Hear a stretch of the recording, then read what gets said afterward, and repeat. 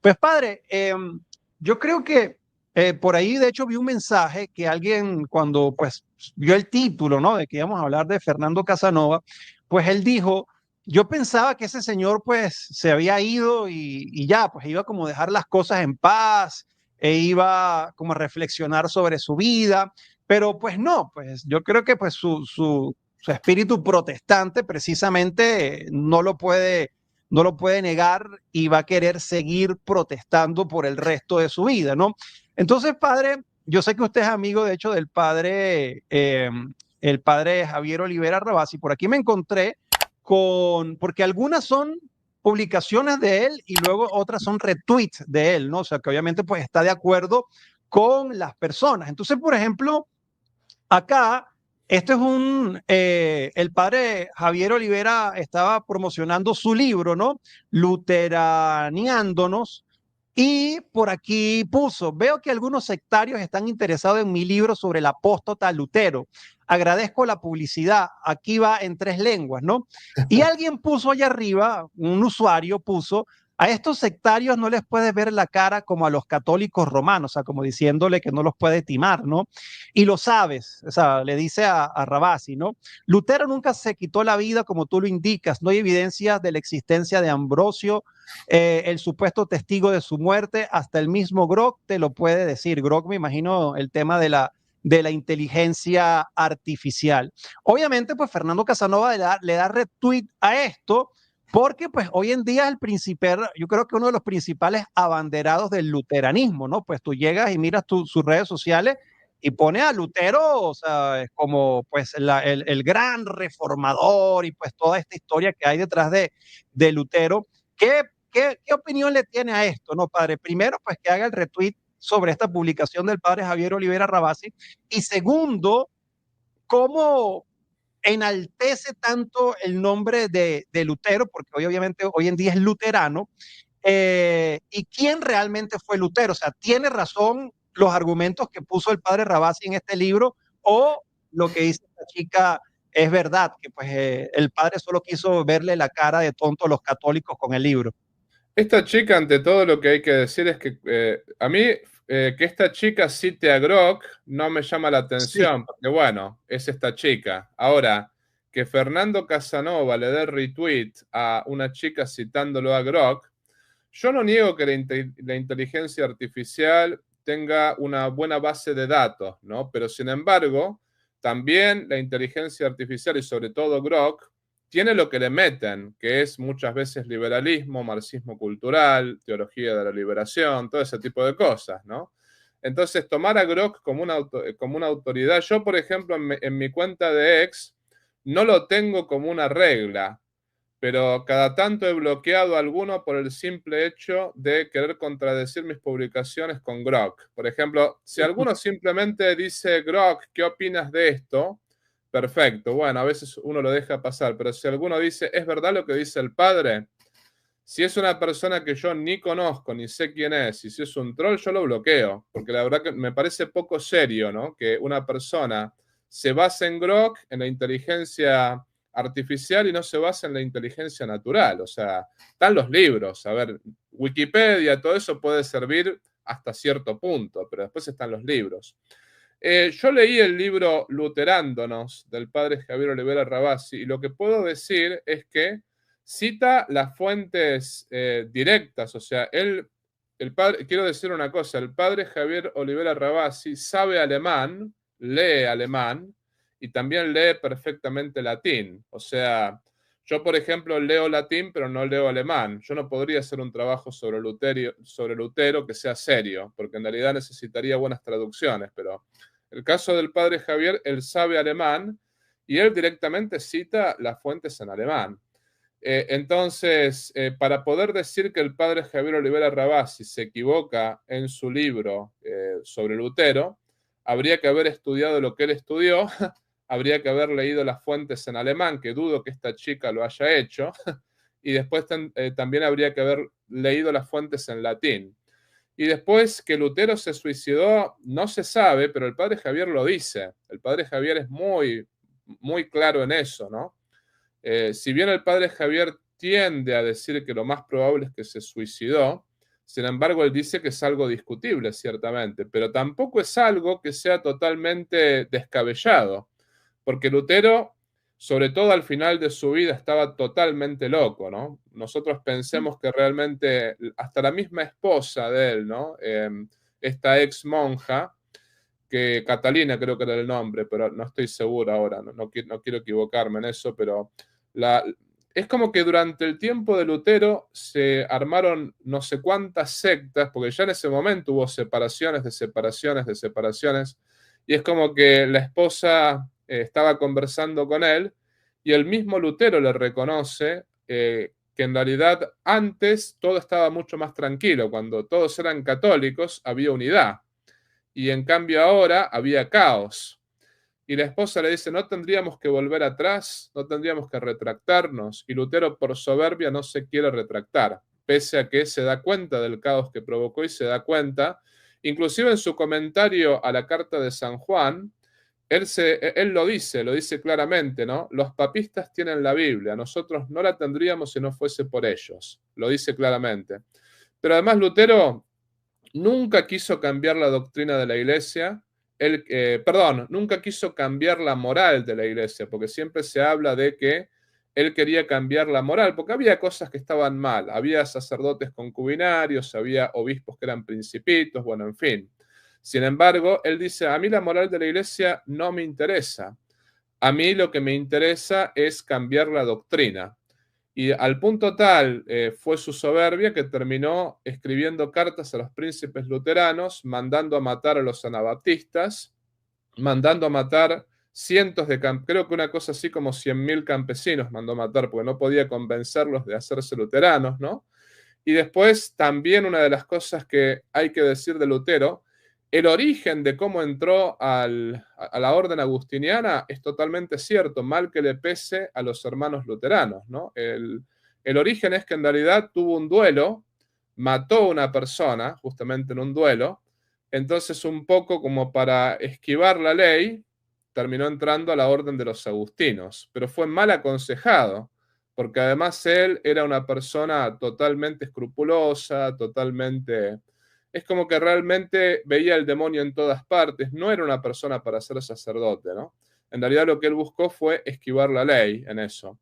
En fin, todo estuvo mal parido de entrada con Lutero. Entonces, volviendo a lo que dice Fernando, lo que dice esta chica, lo de esta chica lo puedo entender como una mujer que defiende el luteranismo, porque eso es natural. El luterano va a defender el luteranismo, el Claro. evangelista va... Eso es natural. Yo no los culpo a las personas sencillas, no los culpo, porque realmente uno dice, están engañados. Esa es la realidad, no están engañados y las sectas muchas veces lo que hacen es ponerte una venda en los ojos. Ahora bien, el caso de Fernando Casanova, él no es ignorante. Y quiero concluir con esto, Miguel, ¿no? Yo creo que Fernando Casanova, él se convirtió en un sectario actualmente. O sea, él se convirtió en un sectario porque una pena, ¿no? Porque un hombre realmente que ha hecho tanto bien como católico, y yo se lo sigo reconociendo, puedo entender que haya tenido tiempos de confusión y que diga, bueno, me voy a hacer luterano. No lo acepto, o sea, no lo comparto, no le doy la mano por eso. Digo, bueno, dejaste la iglesia verdadera, estuviste mal. Pero, por ejemplo, yo tengo un amigo que siendo católico, por ejemplo, apostólico romano con buena formación, no se hizo luterano, se hizo ateo. Bueno, en fin, eso me parece más lógico que hacerse luterano, pero en fin se hizo ateo, yo no estoy de acuerdo con su ateísmo. Obviamente que me parece que abandonó la iglesia verdadera. Sin embargo, yo a mi amigo no le di las espaldas, seguimos siendo amigos, y él no es anticatólico. Bueno, la cosa es distinta. Fernando, además de haberse pasado una religión falsa, porque la única religión verdadera es la católica, yo hasta ahí uno dice, bueno, ¿qué pasará por su Sí. conciencia? Hasta ahí uno no está de acuerdo porque la religión católica es la verdadera, pero uno respeta la libertad humana, como Dios respeta la persona que quiere pecar. Dios después te da el castigo correspondiente, que es el infierno, si no te arrepientes, ¿no? Pero si quieres pecar, Dios no te impide la libertad, ¿no? En fin, nadie le impide la libertad a Fernando Casanova de hacerse luterano, aunque estamos radicalmente en desacuerdo. El problema está que ahora está igual que todos los sectarios en las redes sociales, que lo único que hacen es comer de la Iglesia Católica. O sea, son como sanguijuelas, digo yo, que le chupan la sangre de la Iglesia Católica. Está igual que ellos, ¿no? Uno dice, es una pena, porque es un hombre que es muy inteligente, que tenía mucho que aportar. Y yo digo, él, con la inteligencia que tiene, él podría, no sé, escribir libros sobre Jesucristo, sobre el perdón, sobre la misericordia, podría dedicarse a otras cosas. En cambio, se está dedicando a atacar a la Iglesia Católica, lo cual es una pena, ¿no?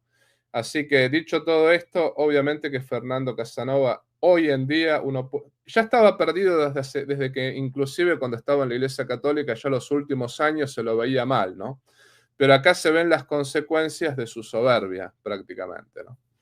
Sí, no, y de hecho por eso pues decidí hacer este en vivo, padre, hoy precisamente por eso, ¿no? Porque pues como dice, pues cada quien tiene la libertad, ¿no? Pero pues de la forma que se fue, pues tampoco fue la más leal ni la más honorable, porque pues comenzó a llamar homosexual a todos los obispos y a los sacerdotes y iglesia que iba en decadencia. Bueno, una cantidad de improperios e insultos y que pues hoy en día, como dice usted, pues se sigue atacando y sigue hablando de la Iglesia Católica Romana, ¿no? O sea, como estos a veces fanáticos protestantes que no tienen ni siquiera el mínimo de conocimiento, que solamente al escuchar la palabra Roma parecieran que estuviesen escuchando, no sé, al demonio, ¿no? Porque siempre con esa etiqueta, ¿no? La Iglesia Católica Romana, porque ha pasado algo hoy en día, padre, no sé si ha visto, ¿no? Que ahora también se quieren apropiar del tema católico, ¿no? O sea, del término católico. Entonces ahora también ellos son católicos, entonces por eso se separan de la Iglesia Católica Romana, ¿no? Entonces, aquí también puso un retweet, no sé quién es esta persona, pero pues quise también colocar este retweet por eso, ¿no? Porque puso ahí alguien que iba a tener una entrevista y el título era También somos católicos, ¿no? Entonces Fernando también le da retweet a esto, porque esa es la creencia que tienen ahora, que entonces que la iglesia de Roma fue quien se robó el término católico. ¿Qué tiene que decir de esto, padre? Porque esto confunde mucho a las personas que quizás no están tan formadas. Yo lo que digo, en Argentina decimos que se lavan la cara con cemento, o sea, son unos total caraduras, porque en realidad católicos hemos sido siempre los católicos apostólicos, digamos, con los 24 ritos, y el rito romano, el sumo pontífice, es la cabeza de toda la Iglesia Universal que preside en la caridad los demás ritos. Pero, por ejemplo, católicos hemos sido siempre los ortodoxos y los católicos romanos, ¿no? O sea, los ortodoxos también se han declarado católicos Sí. toda la vida, ¿no? Sin embargo, nosotros sabemos, bueno, los ortodoxos también están equivocados, después esa discusión es un poquito más complicada. Sin embargo, es cierto que el obispo de Roma es el legítimo vicario de Cristo, es el que preside en la caridad todas las demás iglesias. Pero, por ejemplo, ortodoxos y católicos digamos, de rito romano junto con los 24 ritos, esos siempre nos hemos declarado católicos. Ahora, el caso de los protestantes, yo lo que puedo decir es, hace 20 años atrás, yo me acuerdo que siempre me decían, ustedes son católicos no cristianos, católicos, pero no cristianos. Después se dieron cuenta del absurdo de esa afirmación, porque justamente nos estaban dando la razón, ¿no? Cuando decían ustedes son católicos, claro que somos católicos, cumplimos con la misión universal, o sea, somos cristianos por excelencia, porque cumplimos con la misión universal que Cristo le dio a los apóstoles, que le dijo, id por todo el mundo, bautizando, aquel que se bautice se salvará, aquel que no se bautice se condenará, bauticen a todos en el nombre del Padre y del Hijo y del Espíritu Santo. Esa es la misión universal de la Iglesia, de ahí viene el término católico. Pero por otra parte, el término católico, quien lo usó por primera vez fue San Ignacio de Antioquía, que es discípulo de San Juan, discípulo de San Pedro y discípulo de San Pablo, o sea, el gran trío, ¿no? Y San Ignacio de Antioquía decía, donde está Cristo, allí está la Iglesia Católica. O sea, fue el primero en utilizar el término católico, también lo utilizó Dionisio Areopagita, que muchos dicen que es el pseudo Dionisio, pero hasta el siglo XVIII nadie negaba que era el verdadero discípulo de San Pablo, ¿no? Que él justamente cuando hablaba de la liturgia de la misa de aquel tiempo, que hablaba, por ejemplo, de la Eucaristía, diciendo que es el cuerpo de Cristo, después hablaba del obispo, del presbítero, de los diáconos. Era como que estaba describiendo una especie de liturgia muy parecida a la misa tridentina de hoy, ¿no? O sea, era un poco lo que describía. Y decía, en la Iglesia Católica, decía ya Dionisio, ¿no? Entonces, no, lo que hay que decir es que los protestantes siempre se apropian de todo, se apropiaron del término cristianos, se apropiaron ahora del término católicos, y después si te descuidas, el día de mañana se van a apropiar del término papa, del término obispo, del término sacerdote, Bueno, del hay término algunos padre. protestantes que ya dicen tener obispos también. Exactamente. Después van a empezar, bueno, antes no podíamos llamar padre a nadie, pero después van a empezar, como se dan cuenta que eso es un fracaso total, porque en la Biblia aparece la palabra, se le dice a Abraham padre, San Pablo dice, tenéis solamente un padre en Cristo que soy yo, después San Juan dice, hijitos míos todo el tiempo. Bueno, en fin, se dan cuenta que es tan absurda esa objeción que después la van a tener, la van a terminar adoptando. Mirá, el famoso teólogo responde, que vos me mandaste, creo que hoy, pero ese es el protestante en realidad, ¿no? De lo que tenemos que hablar. Bueno, en fin, la cosa está que ese no es el verdadero teólogo responde. El verdadero Sí. teólogo responde es el padre Miguel Ángel Fuentes, que tiene su página y tiene su apostolado desde 1993. Entonces después en el año 2010 saltó este muchacho que yo no le creo que no sabía que existía realmente, porque muchos me decían, pero usted se llama Tomás, ¿y cuántos Tomáses hay? Sí, perfecto, eso es verdad. Pero teólogo responde, había uno solo. Me vas a decir que habiendo un solo teólogo responde, no te diste cuenta, no metiste en Google si ese nombre coincide con alguien, qué sé yo, ¿no? Claro. Permítanme pensar mal, para mí se robó el nombre, pero en fin. Pero ¿a qué voy con esto? Es que ellos se roban todo. O sea, los sectarios, porque no todo protestante es sectario, no todo evangélico es sectario. Yo conozco protestantes y evangélicos que pese a estar en el error, sin embargo, son gente que ama a Dios. O sea, a esa gente la respeto, ¿no? Aunque no estoy de acuerdo, yo digo, bueno, la Iglesia Católica es la única verdadera, lo que tú sabes, ¿no? Sin embargo, los sectarios se apropian de todo y cuando nos queramos acordar, se van a querer apropiar, qué sé yo, hasta del agua bendita. Uno nunca sabe, ¿no? Padre, pero por ejemplo, pues particularmente, y yo siempre lo he dicho, ¿no? Y el año pasado, pues cuando hacía yo estos videos, eh, yo hablaba pues de la admiración que yo sentía con Fernando Casanova, pues yo compartía sus videos con amigos protestantes para que se convirtieran al catolicismo. De hecho, no recuerdo si fue usted, pero alguien me dijo que hay un video, yo no lo he visto, pero que hay un video donde él dice que si en algún momento él negara, pues la doctrina católica es porque un espíritu maligno lo ha poseído, algo así, ¿no? Creo que hay un video de él, ¿no? Porque era una persona que hablaba apasionadamente de la Iglesia Católica, defendía la doctrina, el magisterio, y hoy en día se convirtió en un perseguidor de todo eso y sobre todo del papado, o sea, que Sí, lo o niega sea, por completo. ese video me lo mandó a mí Mamela Ah, Fialo ok, Flor y yo lo vi varias veces, o sea, porque quería asegurarme que no sea fake.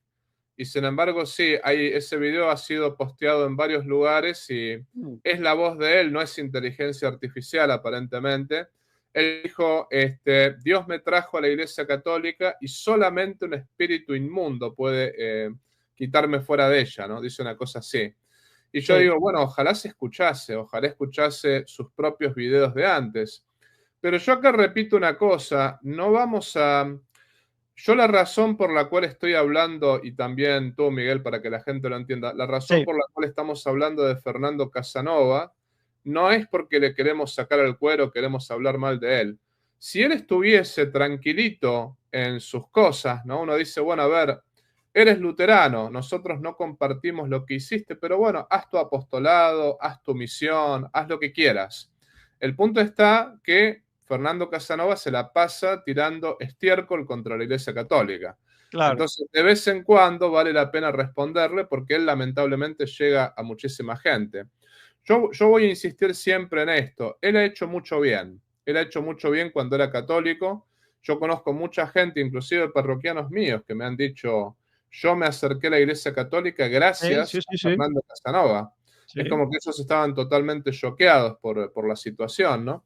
Entonces, que Dios lo bendiga en todo el bien que hizo. Uno realmente se lo reconoce, pero en el caso de Fernando, lo que yo puedo decir es, el hombre también nunca dejó de ser soberbio, lamentablemente, ¿no? Cuando hablo de la soberbia, hablo de las acciones externas, porque él vino una vez a dar una conferencia a mi parroquia. Yo justo no estaba, esa era la situación. Yo justo me tuve que ir, pero le dejé todo encargado, le dejé encargado a la coordinadora del Ministerio Hispano, porque yo estoy en Estados Unidos justamente, no hay una coordinadora del Ministerio Hispano en cada parroquia. Le dije, bueno, a ver, trata de atenderlo bien, trata de ver cuáles son sus necesidades, tratemos de mostrarle, digamos, mucha simpatía y mucho cariño, porque es una eminencia, ¿no? De hecho, en ese momento era una eminencia. La gente quedó muy contenta, mis parroquianos me acuerdo que quedaron muy contentos por, digamos, la sabiduría que Fernando tenía. Prédica. Ahora, después lo que sucedió es que los miembros de mi staff me dijeron, padre, no lo llamemos nunca más. Y me contaron cosas que realmente, bueno, no las voy a contar acá Sí, públicamente, pero la cosa está, a todo lo que apuntaban ellos era que era un hombre muy soberbio, que se hacía lo que él decía y no otra cosa. Entonces me llamó la atención porque los miembros de mi staff, por lo general, son gente que es muy difícil que hablen mal de alguien, ¿no? Es muy difícil que vengan y me digan, padre, esta persona no nos gustó. Para que te lo digan es porque realmente tuvo que haber pasado algo que los claro. molestó verdaderamente. Y entonces yo después viendo todos los posts que él hacía, todas las publicaciones que él hacía, yo digo, realmente este hombre tiene una soberbia, pero muy, muy grande, y es eso lo que lo llevó, ante todo, a alejarse de la Iglesia Católica. Pero después, bueno, ahora la soberbia no terminó ahí, o sea, porque uno dice, te fuiste, listo, rezamos por ti, ojalá que realmente algún día vuelvas, no te damos la espalda, porque a mí me parece, y a los hermanos del chat se los digo, una persona que abandona la Iglesia Católica, darle la espalda, me parece que está mal. O sea, yo creo que si ustedes tienen un amigo que dejó el catolicismo, eso es lo que hacen los sectarios. O sea, los sectarios lo que hacen es Exactamente. justamente a una Y los persona aparta. que deja la secta, le dan la espalda. Y nosotros Sí, no tenemos que hacer eso. O sea, eso está totalmente mal. Pero tampoco podemos permitir que alguien que se convierta en un sectario termina tirando estiércol a la Iglesia Católica. Entonces, es este el punto, ¿no? Fernando no se contentó, no quedó conforme con solamente abandonar la iglesia. Para él es como que nada sacia su afán de, digamos, de ser una celebrity, de ser el centro de atención. Es como que él tiene que siempre estar en el centro de la escena, y me parece que justamente el modo como está en el centro ahora es atacando a la Iglesia Católica, lo cual es una pena, ¿no? Es una pena porque muestra una cara que en realidad nosotros no queríamos que él tenga. Ese es el punto.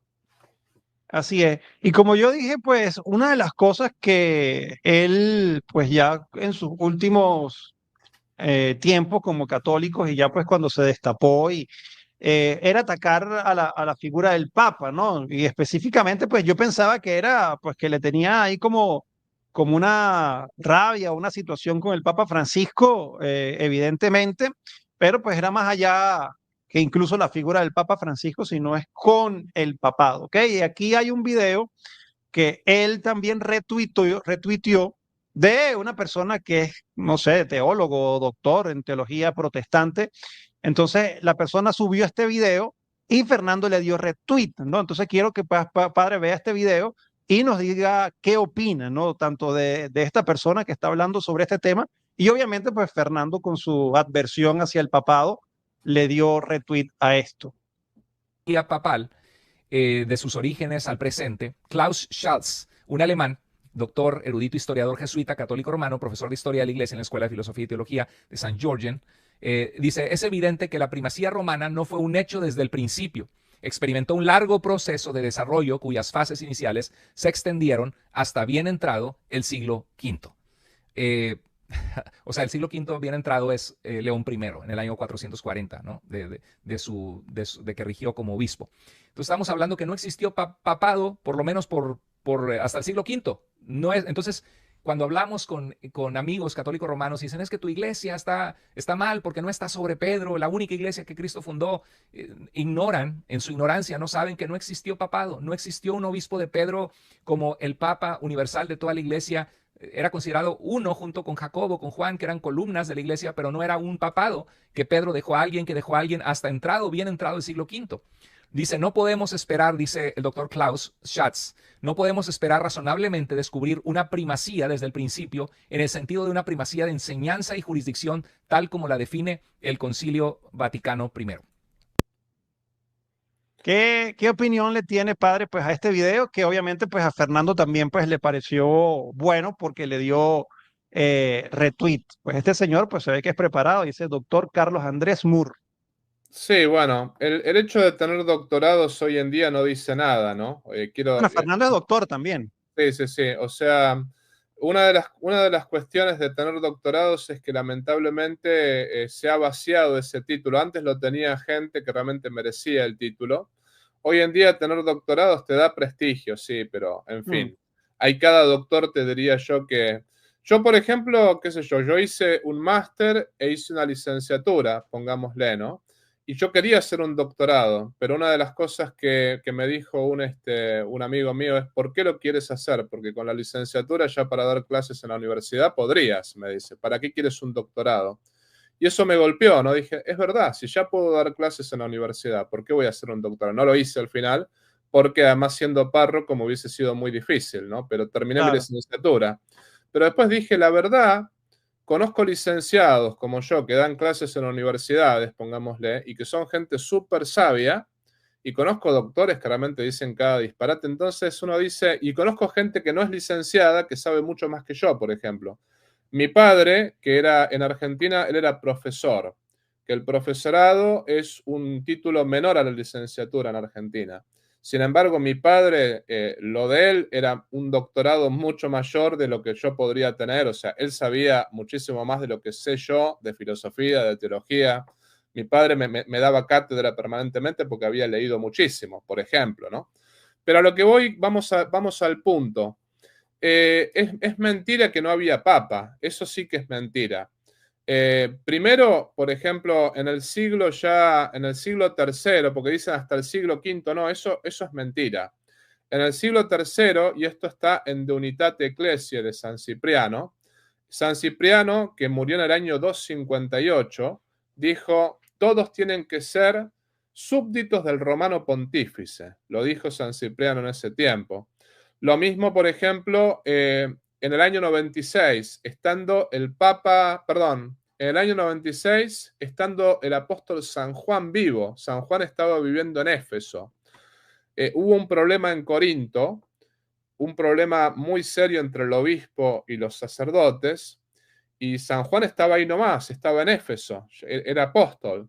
¿Quién resolvió ese problema con autoridad? Ese problema con autoridad lo resolvió el Papa Clemente. El Papa Clemente mandó al orden tanto al obispo como a los sacerdotes. O sea, hay varios, por ejemplo, si vamos al caso también San Ignacio de Antioquía, el mismo discípulo de San Juan, de San Pablo, el mismo saluda a la iglesia romana, que es la que preside en la caridad a todas las demás iglesias, lo dice también, ¿no?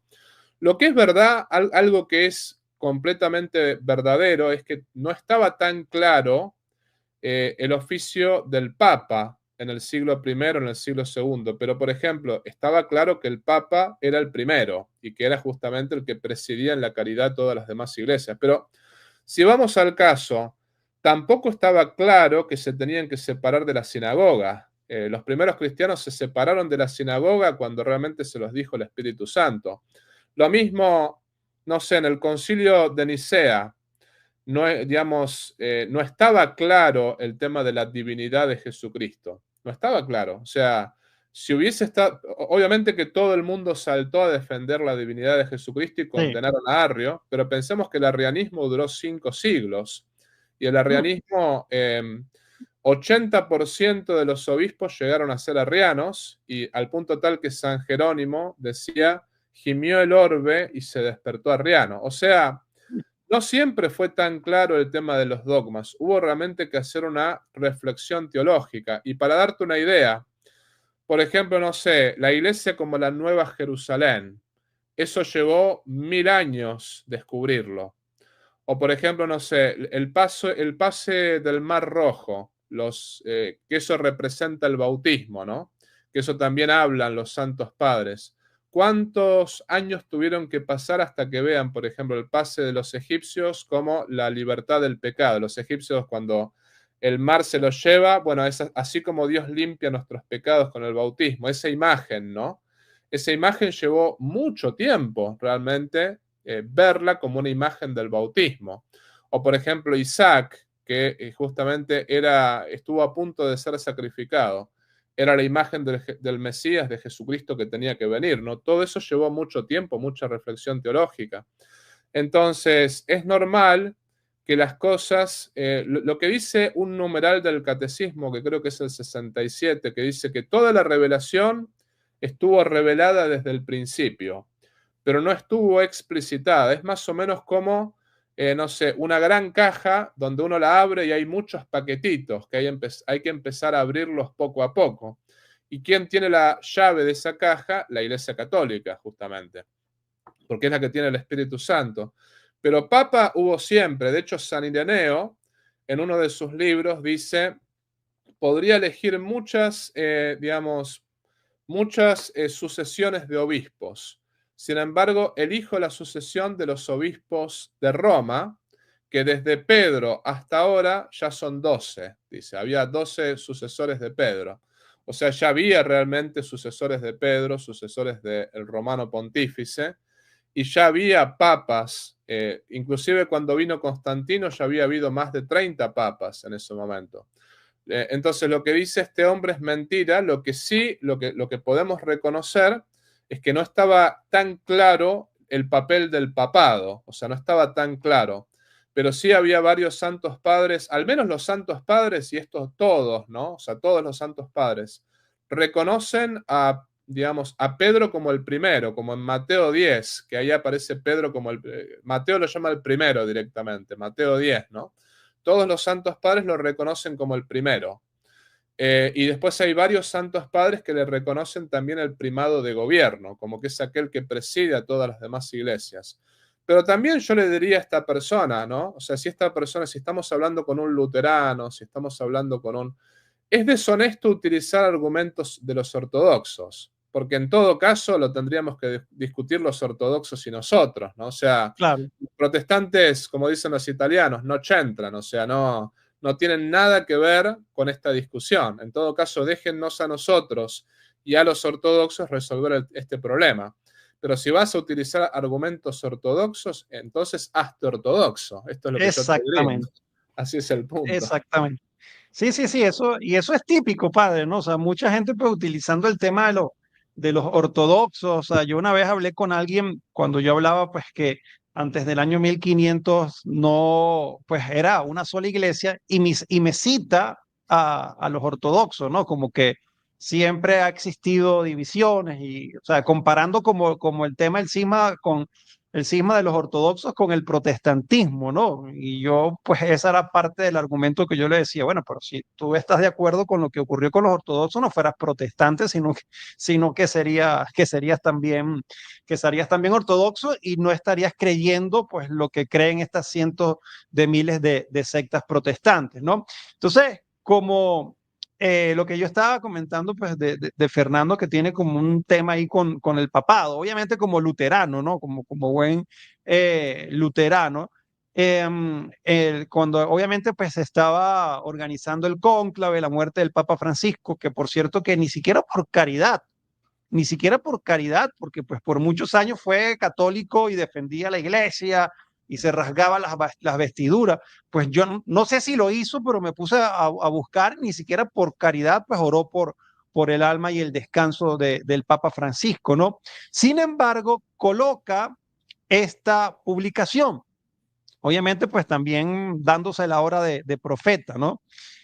El próximo Papa Católico Romano, no sé, esa ese adjetivo que lo pone a propósito, ¿no? A propósito, ¿no? El próximo Papa Católico Romano será viejo y de centro. Los cardenales quieren saber cómo se consolida el progresismo a nivel global antes de arriesgar la hegemonía que garantiza el poder moral de la institución que los mantiene. No es predicción, sino es historia. ¿Qué opinión pues le tiene a esto? Pues obviamente pues esto fue, me imagino, cuando ya iba a empezar el cónclave, ¿no?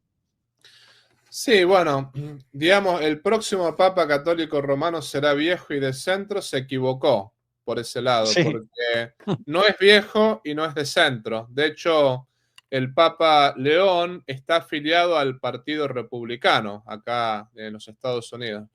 No, no tenemos que decir que sea republicano, pero está afiliado a ese partido, lo cual quiere sí, decir que está afiliado a un partido considerado políticamente de derecha. Después, los cardenales quieren saber cómo se consolida el progresismo a nivel global antes de arriesgar la hegemonía que garantiza el poder moral de la institución que los mantiene. Creo que eso ni él lo entendió, lo que quiso decir ahí, ¿no? O sea, sinceramente, pero lo que hay que decir es lo siguiente.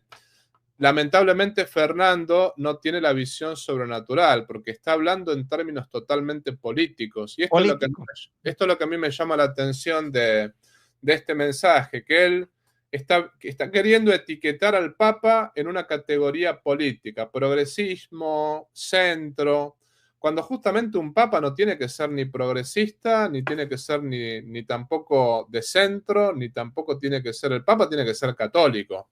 Y Claro, todo católico es tradicional, no tradicionalista, sino tradicional. ¿Qué significa? Que todo católico tiene como fuente de la revelación la Biblia, la tradición, interpretadas por el magisterio de la Iglesia. Yo creo que acá este mensaje de Fernando Casanova es un mensaje totalmente politizado, donde no tiene en cuenta la visión sobrenatural, y no me llama la atención porque él la visión sobrenatural la perdió, lamentablemente la perdió. Y lamentablemente los luteranos politizan todo, porque no nos tenemos que olvidar de una cosa, Miguel, que la religión luterana es una religión política. Justamente así fue que nacieron. Ellos decían, sí, el príncipe es luterano, entonces todo el país es luterano. Esa era la regla para ellos. Y la iglesia estaba totalmente... eso es lo que le recrimina Hegel. Por ejemplo, cuando uno lee a Friedrich Hegel, la fenomenología del espíritu, que es un libro, digamos, yo no estoy de acuerdo con Hegel, pero Hegel como metafísico es uno de los mejores metafísicos y uno de los mejores analistas políticos que yo he visto, ¿no? No recomiendo leerlo porque mucha gente puede perder la fe, hay que tener formación filosófica en Santo Tomás de Aquino primero. Pero a mí me parece que Hegel hizo una crítica brutal a Lutero y está perfecta. Lo que dijo, Lutero se separó del Papa, o sea, agarró y decidió separarse del Papa, pero se sometió a los príncipes luteranos, que eran mucho más despóticos que el Papa. Es decir, la crítica que está haciendo ahí Hegel es, en realidad, lo que hizo Lutero fue unir a la Iglesia y el Estado a tal punto que la Iglesia no tiene ningún tipo de libertades. Por darte un ejemplo, en Argentina yo he conocido iglesias luteranas que van de la mano con el gobierno. O sea, si el gobierno aprueba el crimen del aborto, ellos aprueban el crimen del aborto. Si el gobierno, imagínense. sí, si el gobierno aprueba el pseudo matrimonio antinatural, ellos también. Porque van todo con la mano del gobierno. Y eso es propio del luteranismo. Eso pasa, por ejemplo, en Dinamarca, en Suecia. En Dinamarca y Suecia, el gobierno aprobó los matrimonios igualitarios, que los pseudo matrimonios antinaturales, porque no son matrimonios, son cosas Claro. antinaturales, ¿no? La Iglesia luterana se vio obligada a también aprobarlos. El gobierno dijo, tienen que aceptar pastores y pastoras que sean homosexuales y lesbianas. Y justamente la Iglesia se vio obligada a aceptarlos. Entonces, es normal que un luterano no tenga visión sobrenatural de las cosas, porque justamente cuando se habla de la iglesia es el cuerpo místico de Cristo. Y el Papa no es un político. Que el Papa haga política es distinto. El Papa hace política, eso no lo podemos negar. Ahora, el Papa en primer lugar, bueno, podríamos decir, es político en cuanto que es un jefe de Estado. En ese sentido, sí, porque no vamos a negar que sea un jefe de Estado. Pero como decía Juan Pablo II, en primer lugar es un pastor. O sea, el Papa en primer lugar, es el vicario de Cristo y es el sucesor de Pedro. Su misión es pastoral. Entonces, Fernando lamentablemente está politizando todo. Y obviamente cuando uno tiene una visión humana, uno cuando tiene esa visión humana que tiene él, uno se convierte en un enano, lo que digo yo, ¿no? La iglesia es un gigante, ¿por qué? Porque está de la mano de Dios. Dios la sostiene, Dios la va a sostener hasta el fin de los tiempos.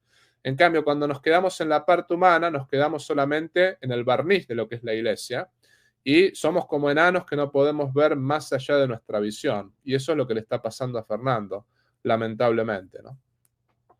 Así es, y pues obviamente pues el padre ha recalcado, obviamente pues todo el bien que hizo en su momento Fernando Casanova y aquí, o sea, estoy yo para decirlo pues que particularmente cuando yo empecé mi formación, empecé a estudiar viendo los videos de Fernando y lo compartía, ¿no? Entonces pues obviamente pues todas las personas que están viendo esto pues oremos por Fernando para que pues el Señor lo guíe y deje de atacar a la iglesia católica.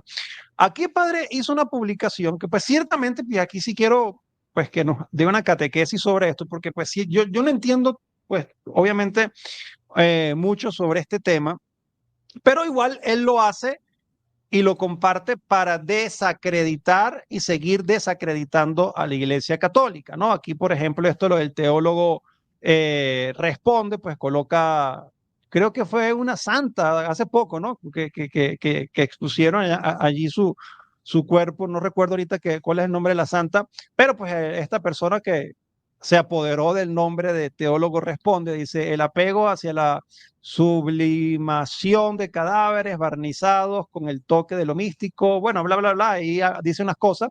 Y Fernando dice, esas cosas nunca me parecieron bien, todos los de esta cúpula lo saben, o sea, la cúpula me imagino la Iglesia Católica, y lo que debimos haber dicho algo también, es lamentable, mea culpa, pobres fieles. O sea, pues igual él no tiene nada que decir, ¿no? Pues si es una tradición católica o por qué la iglesia lo hace.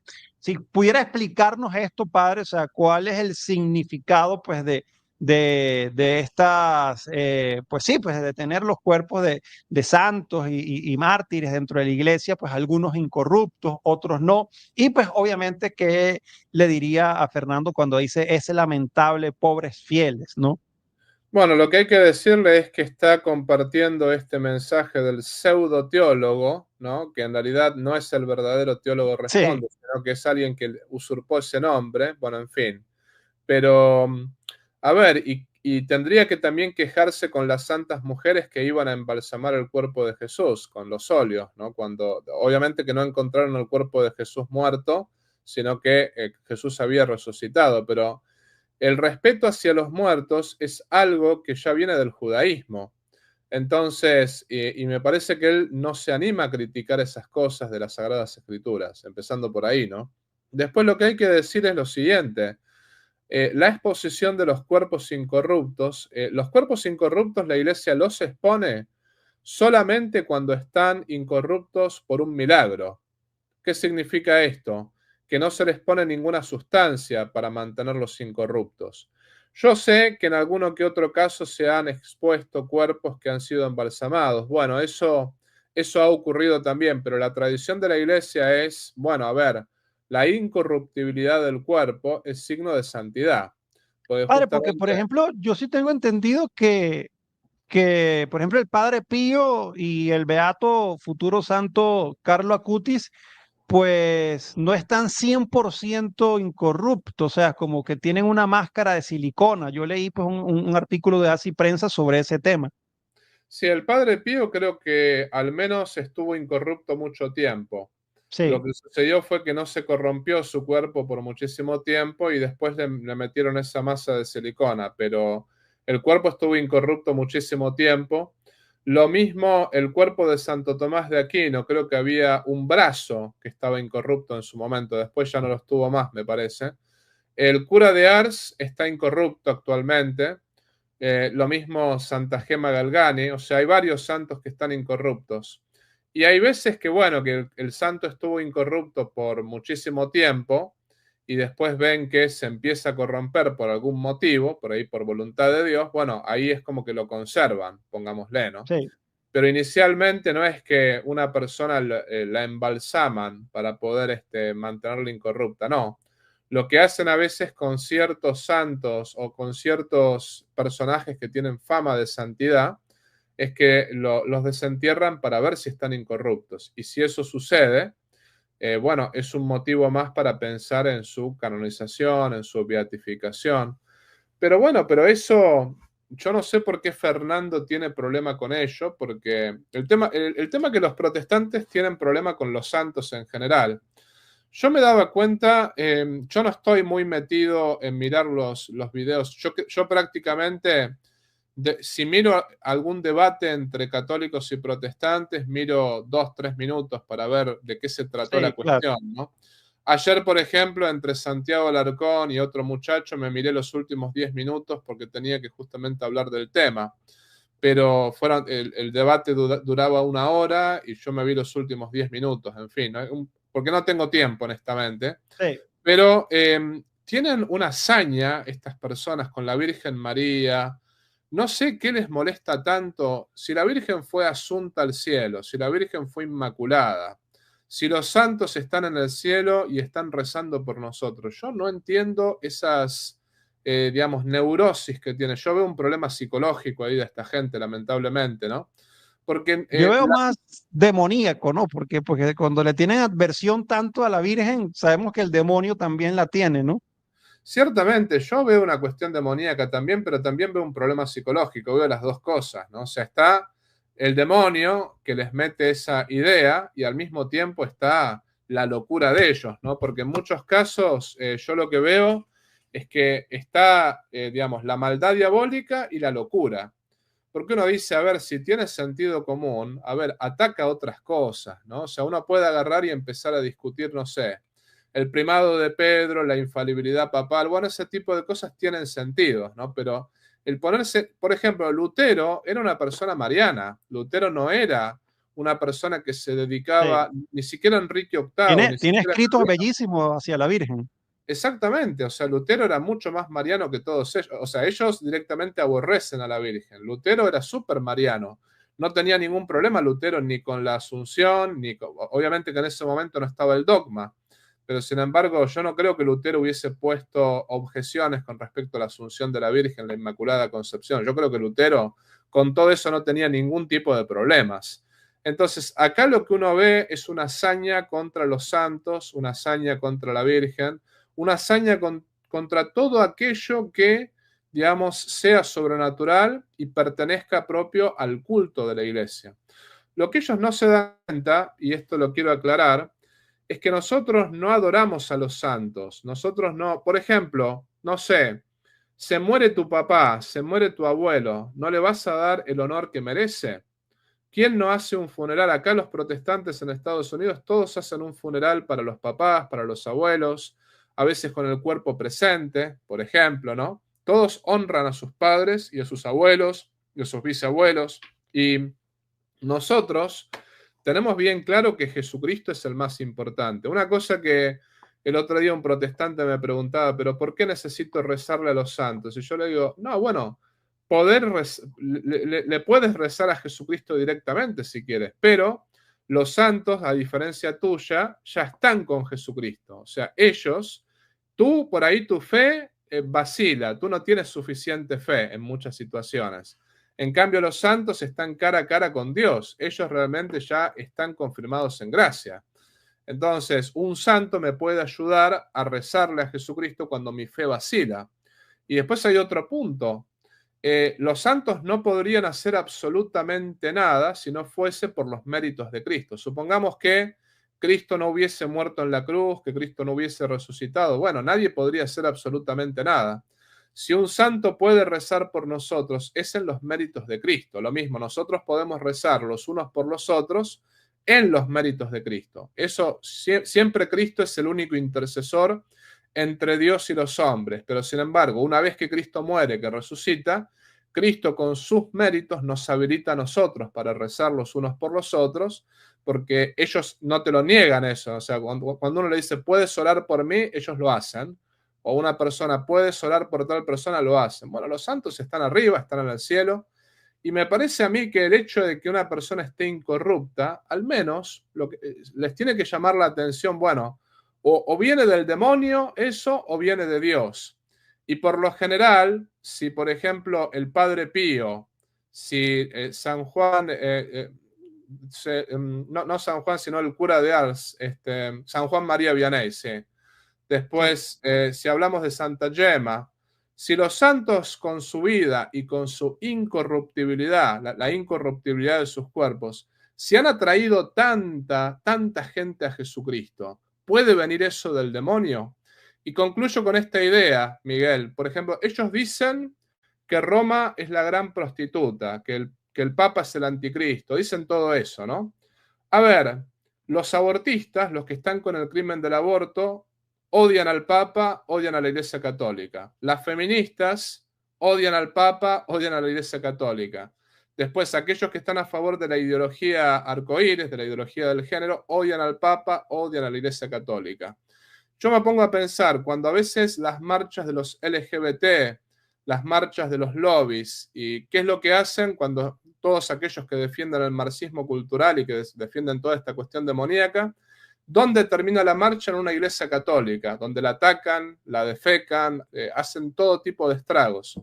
¿Cómo esta gente que está con Satanás, cómo va a atacar a la iglesia católica si la iglesia católica es la gran prostituta? Y si el Papa es el anticristo. O sea, ¿cómo Satanás va a atacar a Satanás? Ese es el punto. Entonces ahí está la gran contradicción de los protestantes, que no se dan cuenta que se contradicen en todo esto, porque lo que han hecho los santos incorruptos, como lo que estamos viendo, es atraer a gente a Jesucristo. Entonces, realmente, si el diablo está produciendo esto, el diablo es un estúpido, porque el diablo lo único que está haciendo es atrayendo gente a la conversión a Jesucristo. Entonces, lo de Fernando es totalmente absurdo, o sea, se ve que algo le está nublando la razón. Él es inteligente, yo no lo voy a negar, ¿no? Inteligente es, pero también el diablo es inteligente, hay que acordarse de eso. Entonces me parece acá que le está jugando en contra otra cosa, ¿no? Lamentablemente. Padre, ¿y qué pasa? Pues no solamente, claro, obviamente pues ya cada quien tendrá su juicio individual, ¿no? Pero es una pregunta muy válida, ya la hemos tocado, pero pues creo que vale la pena tocarla nuevamente acá por el tema de pues que Fernando era católico y ahora se va a una iglesia protestante, luterana, y ahora despotrica contra la iglesia católica.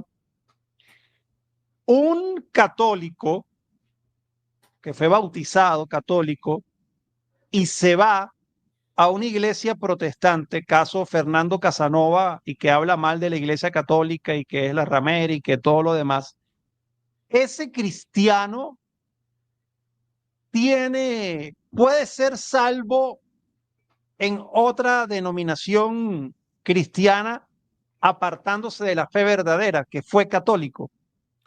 En principio no.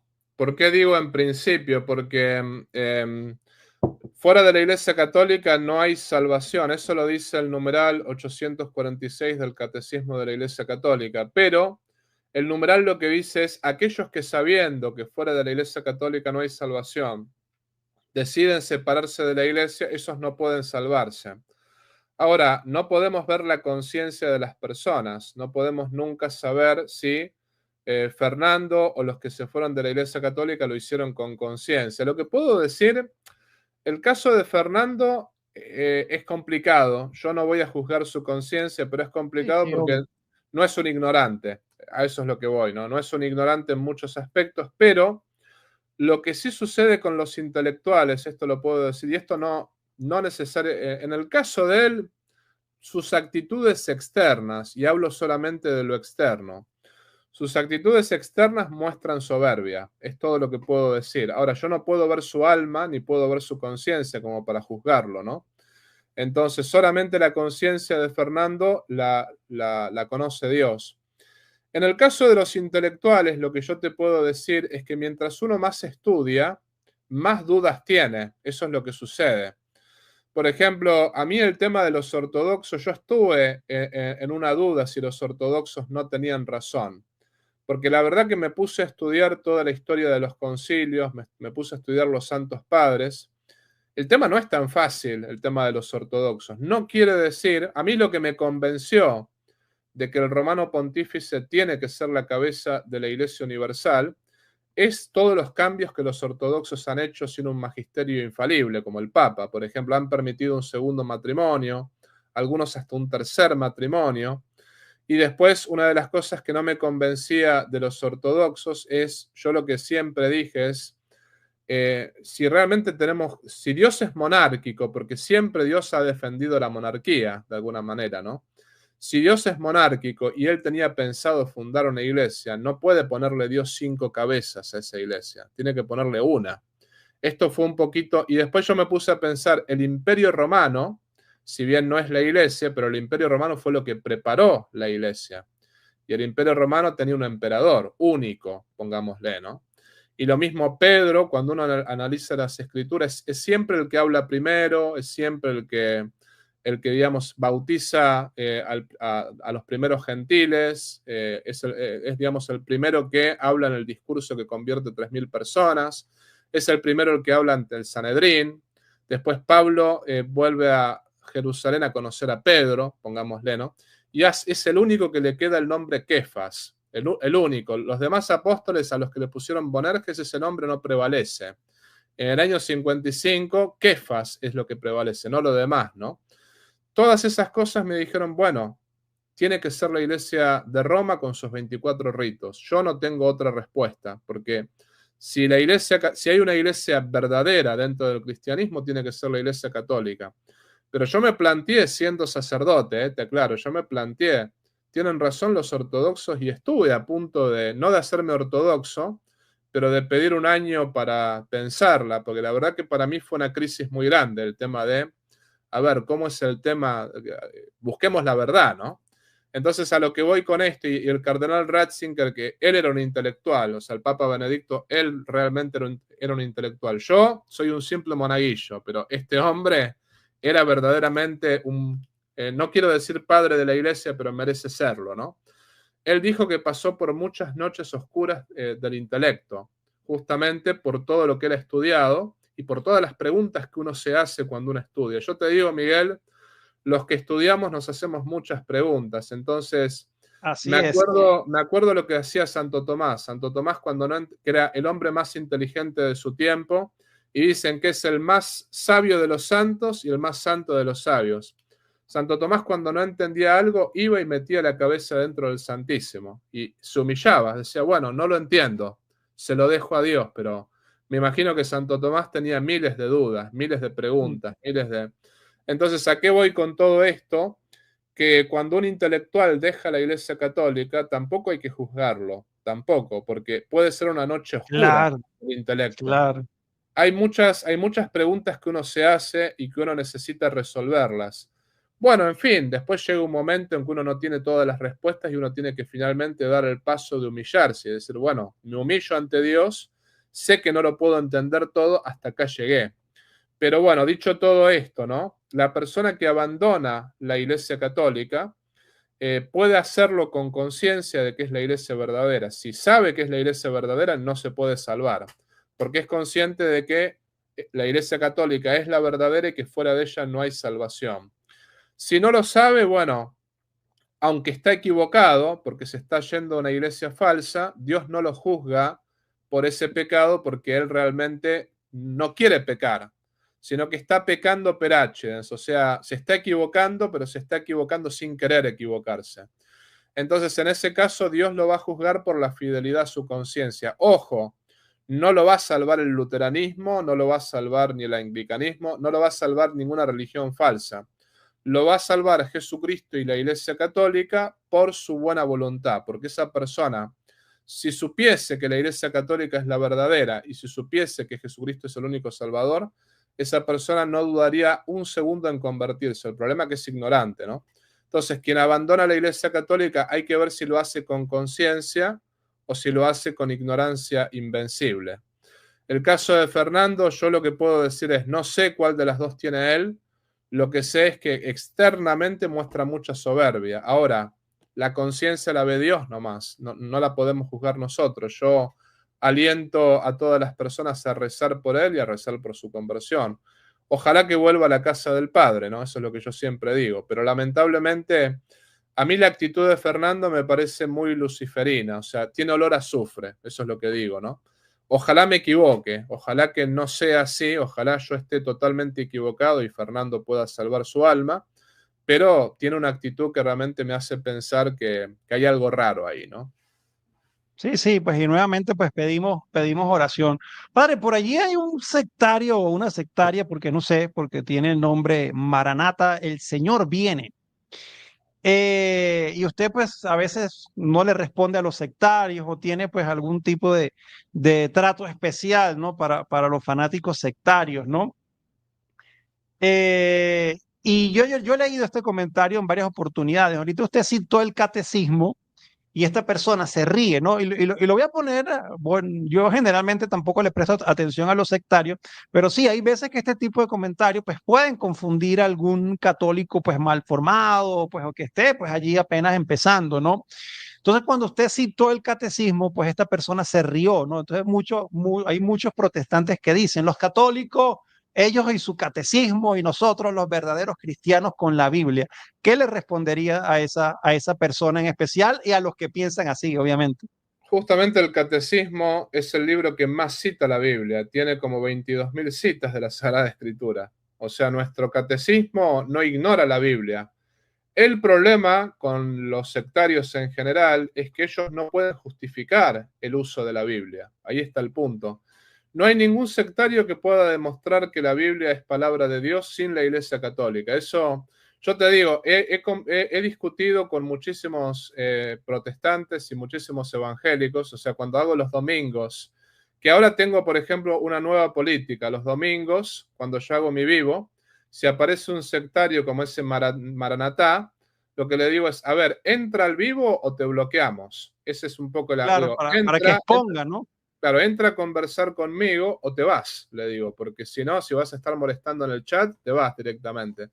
Pero bueno, lo que yo quiero decir es todo lo contrario. Nosotros lo que hacemos es interpretar las Sagradas Escrituras a la luz de la tradición de los discípulos de los apóstoles, que son los santos padres, como San Ignacio de Antioquía.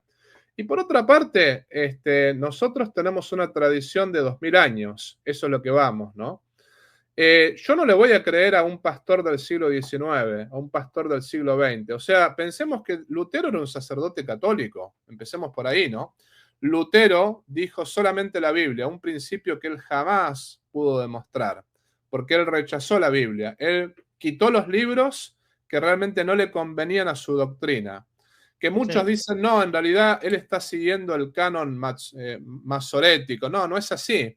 Porque en realidad Jesucristo y también los apóstoles, que eran todos de Galilea, usaban la Septuaginta, o sea, usaban la versión de los 70. Cristo, cuando estaba en Egipto, usaba el mismo canon que usamos los católicos hoy en día. Y por otra parte fue la Iglesia Católica en el Sínodo de Roma primero y después en Cartago y en Hipona. Cartago y Hipona fueron aprobados por Roma. Fue la Iglesia Católica que después de 4 siglos dijo, estos libros sí, estos libros no. Así que mal que le pese a los sectarios, no tendrían Biblia si no fuese por la Iglesia Católica. Y a esa persona que está comentando en el chat, lo que yo le quiero decir simplemente es lo siguiente, ¿no? Si realmente su actitud viniera de Dios, no estaría burlándose de los católicos, porque yo no entro a canales protestantes a burlarme de Yo los menos, protestantes. yo menos. No necesito eso. O sea, justamente en mi cuenta de X, tú sabes que X es muy agresivo muchas veces, ¿no? Yo aprovecho las objeciones de los protestantes para formar a los católicos, ¿no? A veces la gente me dice, padre, ¿por qué usted pierde tiempo con los sectarios? No, no es que pierdo tiempo. Mi contestación al sectario es para el católico, para que el católico sepa cómo responder a esa objeción. Yo sé que el sectario no le interesa, bueno, en fin. Pero es increíble cómo esta gente necesita meterse. Yo digo que son como sanguijuelas que le chupan la sangre a la Iglesia Católica. ¿Por qué razón? Porque si no existiese la Iglesia Católica no tendrían cómo ganarse el pan. O sea, todos los youtubers que están ahí ganándose el pan con YouTube, uno agarra y uno ve las publicaciones que hacen. Tienen 50 videos, 40 son contra el Papa y los otros 10 son contra la Iglesia Católica. O sea, yo digo, no existiera la Iglesia Católica, no tendrían cómo ganarse el pan, no tendrían cómo comer, digamos, ¿no? O sea que van a desaparecer ellos antes que la Iglesia Católica, porque obviamente la Iglesia no va a desaparecer, nosotros vamos a estar hasta el final de los tiempos, Cristo prometió el Espíritu Santo hasta el final de los tiempos. Es cuestión de tiempo, el arrianismo desapareció después de 5 siglos. Bueno, hay sectas que ya han desaparecido. Por ejemplo, hay sectas evangélicas que tenían un pastor, el pastor Pepito, pongámosle, ¿no? Y ese pastor se murió y ninguno siguió su misión y ya esa secta desapareció. O sea, digamos, sabemos que son estériles, que nunca van a llegar a ninguna parte y sabemos perfectamente que por la actitud que tienen, porque esa es la actitud que tienen de meterse a tu canal o meterse al mío, uno ve que no buscan el diálogo. Lo único que buscan es el choque, el enfrentamiento, el agredir a los católicos. Bueno, no te cree nadie con esa actitud, mi amigo. Ojo que también hay católicos que hacen lo mismo, ¿eh? Yo no estoy diciendo Sí, total. Pero justamente yo a los católicos les digo, no hagan eso. O sea, si van a dialogar con los hermanos separados, háganlo respetuosamente. Yo, por ejemplo, los domingos a la noche, mi regla es esa. Puede entrar un hermano separado a conversar conmigo, pero no admito insultos y no admito tampoco faltas de respeto ni a mí ni a mi audiencia. Entonces, estemos de acuerdo en estar en desacuerdo, pero siempre con respeto. A los católicos lo que les recomiendo es no imiten esa actitud de los sectarios, porque en realidad lo que ahí se está mostrando es que estamos cayendo tan bajo como caen ellos, ¿no? Igual. ¿Y qué cosa dijo Jesucristo? Dijo, amaos los unos a los otros como yo os he amado. Con los sectarios no perdamos tiempo. Si hay alguno que realmente sea un evangélico, un protestante, que quiera dialogar, que quiera conocer la verdad, esa persona es bienvenida. Ahora, el sectario anticatólico, lo que tenemos que hacer es combatirlo, refutarlo, obviamente refutar sus ideas, pero hay que hacer como con los fariseos, hay que rezar por ellos, porque solamente Dios les puede tocar el corazón, ¿no? A gente que tiene la cabeza tan lavada como ellos, lo único que podemos hacer es rezar, pero bueno, después refutar sus ideas para que los católicos sepan cómo responder a esas objeciones, porque mal que mal, esta gente confunde a varios, ¿no? Entonces no hay que dejar que confundan a nuestra gente. Por eso voy a empezar, Miguel, si Dios quiere, esta semana, por ahí, este viernes voy a empezar con cursos de apologética para que la gente lo sepa. Así que eso va a ayudar para que la gente sepa defenderse en una conversación contra los sectarios y contra gente que ataca nuestra fe, ¿no? Pero siempre la mejor defensa es el amor, acordémonos, ¿no? El amar al prójimo y le respondemos, lo refutamos, pero porque queremos su bien. Queremos que se convierta y que tenga vida eterna. Así que recordemos, nunca hay que defender la verdad sin caridad, porque la verdad sin caridad es brutalidad. Como decía mi obispo, la caridad sin verdad es sentimentalismo, pero la verdad sin caridad es brutalidad, ¿no? Cuando conversen con un hermano separado, defiendan la verdad, pero siempre con caridad. No hay que caer bajo de justamente caer en el ad hominem, o caer en el insulto, o caer en la descalificación, porque eso no es cristiano, ¿no? Así es. Padre, ya para ir finalizando, pues ya apartándonos un poquito del tema de Fernando, pues que nuevamente pedimos oración por él y que deje, ¿no? Si quiere ser luterano, pues que sea luterano. Oramos, obviamente, para que regrese a la iglesia, pero deje de perseguir a la iglesia católica, a la iglesia de Cristo, ¿no? Alejándonos un poquito de ese tema, padre, me gustaría conocer pues su opinión de estas primeras semanas de el Papa León. ¿Qué le ha parecido? Porque pues cuando no lo habían ni siquiera nombrado, ya había mucha gente, ese Papa es progre, ese Papa es no sé quién, ese Papa es lo otro. Entonces me gustaría conocer como su opinión, porque he visto por ahí pues ya como algunos videos, como que el Papa iba caminando y llegó alguien con una bandera de esta del arco iris y el Papa pasó de largo. Pues no sé si mucha gente dice, no, fue que no lo vio. Otros dicen que pues obviamente tiene buena visión y siguió de largo y pues ha dado declaraciones que obviamente la prensa llama polémicas, ¿no? Pero no hay nada de polémica decir que el matrimonio es entre un hombre y una mujer, ¿no? O sea, eso no es polémico, eso es ser cristiano, eso es ser católico, ¿no? ¿Qué le ha parecido estas primeras semanas del Papa León, padre? Yo creo que la está rompiendo, como decimos en Argentina. Yo estoy muy contento con el Papa León. No quiere decir que en el futuro algo no me vaya a cerrar o, por ejemplo, no vaya a estar de acuerdo con él, porque no tenemos que estar de acuerdo en todo con el Papa, pero hay que respetarlo. pero aquí y ahora estoy súper contento. Inclusive lo de la bandera del arco iris, dicen que era la bandera de la paz, de no sé quién, pero a mí me parece que el Papa estuvo muy inteligente porque yo lo vi y él a propósito, él los vio, no es daltónico. Claro. Él los vio, se cruzó para el otro lado porque dijo, no me importa si es la bandera del arco iris. El punto está que, por más que no lo sea, después lo iban a relacionar con esa foto. Claro. Entonces, como que estuvo muy inteligente en ese sentido.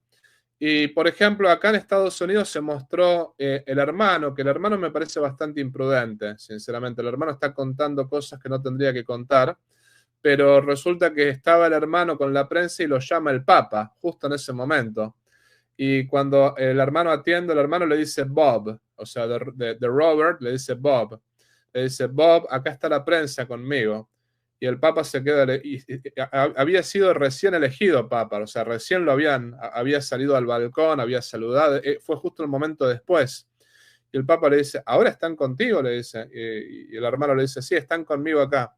Te llamo más tarde. Y le cortó el Papa al hermano, te llamo más tarde. O sea, ahí se ve que realmente es prudente, o sea, que no quiere hacer declaraciones así inmediatamente. Y después, bueno, se presentó como sucesor de Pedro, habló de la unidad, es mariano, fue consagrado Papa el 8 de mayo, o sea, fue elegido Papa el 8 de mayo, que es el Día de la Virgen de Luján para los argentinos, y León XIII es aquel que coronó la Virgen de Luján, casualmente, ¿no? Wow. O sea que después el nombre León, que San León Magno fue el que salvó a Roma de Atila, por ejemplo, y que logró la unidad, agarró un tiempo de guerras y logró la unidad en tiempos de guerra, ¿no? El concilio de Calcedonia dijo, ha hablado Pedro por boca de León, o sea, la famosa frase, ¿no? Que ahí justamente todos los padres conciliares de Oriente y de Occidente reconocieron en el Papa al sucesor de Pedro. Después León XIII, obviamente, un gran legado que condenó el comunismo, condenó el liberalismo, promovió la doctrina social de la Iglesia, bueno, en fin. Yo creo que ha empezado muy bien, yo estoy muy entusiasmado con el Papa León, me gusta muchísimo. Y bueno, vamos a ver cómo sigue, porque yo no voy a augurar que va a ser un pontificado de santidad, no lo sé, ¿no? Pero yo lo que estoy diciendo es, si continúa por este camino, yo creo que vamos a tener un gran papa. Ahora bien, le quiero aclarar a la gente, yo no quiero que el papa haga lo que yo quiera, aclaro, ¿no? Porque ese es un gran error de muchas personas. Muchas personas dicen, bueno, porque el papa no cumplió mis expectativas, entonces ya directamente no lo quiero. Y no es así la cosa. ¿Por qué el Papa tendría que hacer todo lo que te gusta a ti? Ahí está el punto, ¿no? Claro. El Papa no siempre va a hacer las cosas que nosotros queremos, porque él tiene una visión general de todo y nosotros tenemos una visión muy limitada. Entonces, qué sé yo, a mí me encantaría que el Papa permita la misa tridentina, que la permita, me encantaría, pero si no lo hiciera, bueno, Dios sabe por qué. Dios sabe por qué toma la decisión de no permitir la misa tridentina y dejar el motu propio de Francisco, ¿no? Qué sé yo. Pero yo no espero que él haga lo que yo quiera. Yo lo que espero es que él cumpla lo que dijo que iba a hacer, ¿no? Él dijo, es necesaria la unidad, es necesario sanar heridas, ¿no? Eso me parece muy importante, el tema de la unidad, porque Cristo dijo que todos sean uno, Padre, como tú y yo somos uno. Si nosotros queremos que los hermanos separados vuelvan a la iglesia y estamos divididos entre nosotros, no es un buen ejemplo, ¿no? Entonces, si este Papa logra al menos un poquito la unidad entre los católicos, yo creo que va a ser un gran Papa. Y después, a mí, digamos, la esperanza que yo tengo en él es que realmente yo lo veo humilde, es un papa, es un hombre humilde, un hombre que uno ve que realmente no se la cree, no se cree superior, y al mismo tiempo es un hombre que de entrada ya está trabajando por el bien de la iglesia. Por ejemplo, ya nombró a algunos cardenales, por ejemplo, al cardenal Tagle lo sacó del lugar donde estaba y puso a otro, ya está haciendo cambios, ¿no? Entonces uno ve que es un hombre que se ha puesto a trabajar de entrada. Vamos a ver cómo sigue. Hay que rezar mucho por él porque ciertamente yo creo que la prensa lo va a empezar a atacar. También no solamente la prensa, sino los poderes mundiales, ¿no? La masonería, el sionismo lo van a empezar a atacar. Así que hay que rezar mucho por él porque es una cruz muy ¿Cómo pesada. cree, padre, usted que vive en Estados Unidos y pues sabiendo obviamente talante ególatra de Trump. ¿Cómo cree que tendrán esa relación? ¿Se reunirán pronto? Bueno, supuestamente se van a reunir, obviamente, porque es el primer papa americano, bueno, y al fin también jefe de Estado, ¿no? Y se reúne con los presidentes de los países. Pero pues yo no creo que se la va a poner como tan fácil a Trump, no lo sé. Te voy a hacer una corrección. El primer papa americano fue Francisco, es el segundo. Exacto, norteamericano, norteamericano. Sí, sí, sí. No, yo pienso que digamos, la relación con Trump va a ser una relación interesante. No digo que vayan a estar de acuerdo en todo, pero ante Sí. todo me parece que también es providencial de parte de Dios para Trump esto. ¿Por qué razón? Porque nadie esperaba un papa de los Estados Unidos. Todos decían, bueno, no queremos identificar a la Iglesia Católica Bueno, con... los conspiranoicos, ¿no? Que cuando vieron la foto de Trump, eso fue un mensaje para el Vaticano. Sí, no, nada que ver. O sea, ni Trump se imaginaba un papa de Estados Unidos. Absolutamente no, ¿no? Pero yo pienso que si hubiese salido el cardenal Burke, ahí sí podía ser una cuestión. Podían quizá pensar que la Iglesia y el Estado estaban totalmente unificados. Ahí uno podría imaginarse eso. A mí me encanta el cardenal Burke, aclaro, ¿no? Pero el cardenal Burke como que tenía ideas demasiado definidas. O sea, era como que estaba demasiado de un lado. Y acá mucha gente cuando yo digo esto me dice, padre, pero usted es tibio, usted dice que no hay que estar ni de un lado ni del otro. No, yo lo que creo es que también hay que ser astutos como las serpientes y mansos como las palomas. Porque, por ejemplo, en la situación mundial que vivimos, que es una situación muy delicada, donde está Rusia con la guerra en Ucrania, donde está Trump en Estados Unidos, donde está Milei en Argentina, donde hay un mundo tan dividido, es como que realmente tener a un papa que esté, por ejemplo, demasiado, me refiero políticamente, ¿no? Demasiado de un lado, eso puede generar conflicto. Entonces a mí me pareció, no se eligió un progresista acérrimo, por ejemplo, como los obispos alemanes, que ahí hubiese sido complicado para el otro lado, ¿no? No se eligió a un Sara o a un Burke, que yo los amo con todo mi corazón. Yo saltaba en una pata si era cualquiera de los dos, ¿no? Pero digo, bueno, no se eligió un Sara y un Burke, se eligió a alguien que no está etiquetado en ninguna de esas categorías, y me parece que es el hombre clave que puede lograr la unidad. Y la unidad hablamos en Jesucristo, ¿no? O sea, no podemos decir, bueno, con tal de lograr la unidad, aceptamos a los LGBT y les permitimos que comulguen, que se confiesen por más que están viviendo en pecado. No, estás viviendo en pecado, estás en unión libre, tienes sexo homosexual, no puedes comulgar ni confesarte. O sea, lo lamento, ¿no? La iglesia no va a aceptar nunca el pecado. La unidad no es en el pecado, la unidad es en la verdad.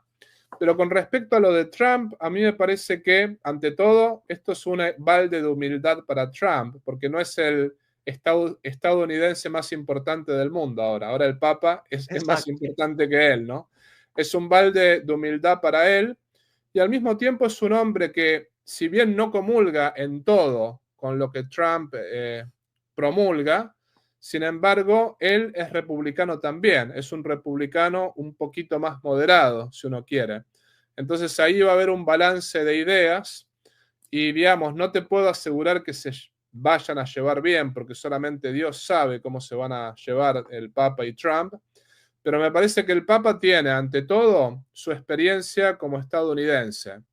Después tiene al mismo tiempo su experiencia como religioso. Él fue superior de los agustinos por 2 periodos. Tiene su experiencia en Latinoamérica. Es doctor en Derecho Canónico. O sea, tiene formación europea, tiene formación latinoamericana, tiene al mismo tiempo formación estadounidense. Es como que tiene fue prefecto de la Congregación para los Obispos, lo cual le dio un conocimiento de la Iglesia Universal impresionante, porque él era el que ayudaba al Papa a nombrar a todos los obispos de todo el mundo. O sea, yo creo que realmente él va a poder lidiar con Trump muy bien y va a tener la prudencia necesaria como para saber, bueno, en qué lo apoyamos a Trump y en qué no lo apoyamos. Y va a saber, por ejemplo, lidiar con los casos difíciles como inmigración. Por ejemplo, a Trump yo lo apoyaría en todo lo que sería, digamos, salvaguardar las fronteras. Es decir, bueno, no tenemos que permitir la inmigración ilegal, porque la inmigración ilegal Si tú no sabes quién viene del otro lado, si es un criminal, si es un delincuente, si es un narcotraficante, no lo puedes dejar pasar. Pero el Papa le diría, bueno, pero las personas que ya están adentro, las personas que ya están en este país y que ya tienen sus hijos, sus nietos y que no tienen récords criminales, a esas personas ayúdalas, o sea, no las dejes abandonadas, no las deportes, qué sé yo. Como que el Papa tendría en ese sentido un balance, o sea, por una parte ayudaría a Trump a proteger el país, pero al mismo tiempo le diría, pero ten misericordia con las personas que son inmigrantes y que no han cometido más pecado que cruzar la frontera ilegalmente. Que siempre aparece algún insensato que me dice, eso es pecado. A ver, yo conozco gente que cruzó la frontera porque los estaban persiguiendo los carteles. O sea, Claro. van a matar a tus hijos, van a matar a tu familia y no tienes otra opción. No todo el mundo es ilegal por los mismos motivos. Así que yo le pido a la gente, guárdense los juicios, ¿no? Pero dicho todo esto, ¿no? Yo creo que el Papa, y con esto concluyo la idea, yo creo que él tiene una gran oportunidad, una oportunidad única para entrar en el pueblo estadounidense y para poder realmente hacerse querer por la gente de acá, ¿no? El Papa Francisco, y esto te lo voy a decir a ti, Miguel, y a nuestras audiencias, yo creo que él con los argentinos, en fin, yo no lo juzgo, pero sin embargo, si él hubiese ido a Argentina, ni bien asumió, hubiese sido recibido como un héroe, o sea, prácticamente inclusive los no católicos, ¿no? Lo que pasa es que para mí el Papa sí cometió algunos errores políticos y fue el haber mostrado demasiada simpatía a los Kirchner. Eso fue lo que sucedió. Sí. Entonces ahí el pueblo argentino empezó a realmente a despreciar al Papa. Lamentablemente a mí me dio mucha pena porque era nuestro, era argentino. Entonces digo, eso para mí fue un error político de parte de él, pero bueno, un error político no es necesariamente un pecado, qué sé yo. Yo lo que digo es, fue un error político el haberse mostrado demasiado cerca de los Kirchner, que vamos a decir la verdad, ¿no? Los Kirchner son unos delincuentes, son comunistas, Total. son zurdos y son gente enemiga de la iglesia mal, ¿no? Entonces a mí me pareció eso un error garrafal. Pero bueno, a mí me parece que el Papa León, yo espero que no cometa esos mismos errores. Yo creo que él no los va a cometer, que él sabe. El Papa tiene que recibir a todos. Uno sabe que sea de izquierda, sea de derecha. A mí lo que me parece esencial acá, y esta es mi humilde opinión, o sea, mi humildísima opinión, porque no tengo la experiencia política que tiene el Papa. El Papa sabe mucho más que yo en este sentido, ¿no? Pero mi humilde opinión es que él no tiene que mostrar, digamos, una afiliación política con Trump o con los demócratas. Él tiene que condenar lo que es malo de cualquier grupo. Por ejemplo, claro, el aborto es malo, hay que condenarlo, sea quien sea que lo promueva. La eutanasia es mala, la ideología de género es mala y no me importa quién lo promueve, eso está mal. Y apoyo al político que promueva lo bueno y no apoyo al político que promueva lo malo. Entonces, de Trump, apoyar lo que es bueno de él, perfecto. Ahora, condenar lo que es malo, también. Esa tiene que ser la actitud de la iglesia, no decir somos republicanos, somos demócratas, no. Tomar lo bueno y desechar lo malo. Y justamente buscar que Cristo reine en la sociedad y que se busque por sobre todas las cosas la gloria de Dios y la salvación de las almas. O sea que estoy entusiasmado, ojalá este Papa pueda realmente lidiar con Trump y pueda lidiar con el pueblo estadounidense, que muchos están entusiasmados, ¿no? Hay que aprovechar ese entusiasmo inicial, ¿no? Así es. Hermano, escriban en los comentarios si la transmisión ha sido fluida, porque por ahí alguien puso que se cae a cada rato la transmisión. Pues yo he hablado pues esta hora con el padre y no se ha caído la transmisión. No sé si es el internet de esa persona que hace que la transmisión se le caiga. Entonces escriban en los comentarios pues si la transmisión ha sido fluida sin ningún corte. Padre, aquí creo que hay olor a zurdo en los comentarios y no sé si quiera responder. Porque pues cuando dijo que los Kirchner eran delincuentes, alguien se rió y le preguntó, ¿y Milei? O sea, porque entonces ser anti-Kirchner o decir la verdad de los Kirchner ya lo hace seguidor de Milei. Entonces no sé qué le quiere responder a esa persona. Yo no lo voté a Milei, para que esa persona sepa, ¿no? A Milei no lo voté. Ciertamente yo creo que Milei es menos malo que los Kirchner. O sea, pienso que si yo hubiese estado en Argentina, probablemente lo hubiese votado. Y está haciendo algo súper bueno en la economía, ¿no? Al parecer, por lo que he leído y he visto. por ese lado sí, ¿no? Yo creo que Milei es mucho mejor que los Kirchner, eso es lo que creo. Ahora, Milei no es bueno, estamos totalmente de acuerdo, ¿no? Es sionista, por ese lado es liberal, después por otra parte es un hombre que además ha atacado a la Iglesia Católica varias veces, no está No, se poniendo... perdonó con el Papa. Sí, sí, se perdonó, pero por una cuestión política, vamos a ser sinceros, ¿no? Mm. Porque toda la gente que lo rodea lo odiaba al Papa Francisco, bueno, en fin. Pero también podemos decir que, digamos, no hay voluntad política de parte de él para remover la ley del aborto, que si hubiese más voluntad política, capaz que la ley del aborto podría cancelarse y se podría defender la vida de mejor manera. Pero aclaramos una cosa, ¿no? Lo que yo voy a decir acá es lo siguiente, al menos Milei no está a favor del aborto, empezamos por ahí, que los Kirchner fueron los que aprobaron, él no está a favor de la ideología del género, que mutila hombres y mujeres y también destruye a niños, ¿no? Él no está a favor de la ESI, que justamente la educación sexual es la sodomización de nuestros niños, ¿no?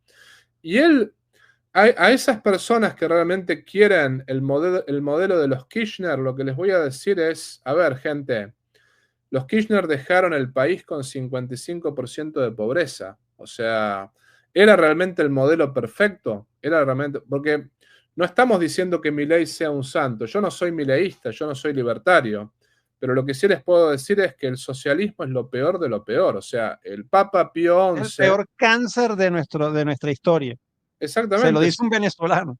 exactamente, váyanse a vivir a Venezuela, váyanse a Sí. vivir a Cuba si realmente ustedes quieren ser socialistas, pero el socialismo comunista dejó 100 millones de muertos, o sea, no permitió las libertades fundamentales como la libertad religiosa, mataban a la gente por el simple hecho de creer en Dios, ¿no?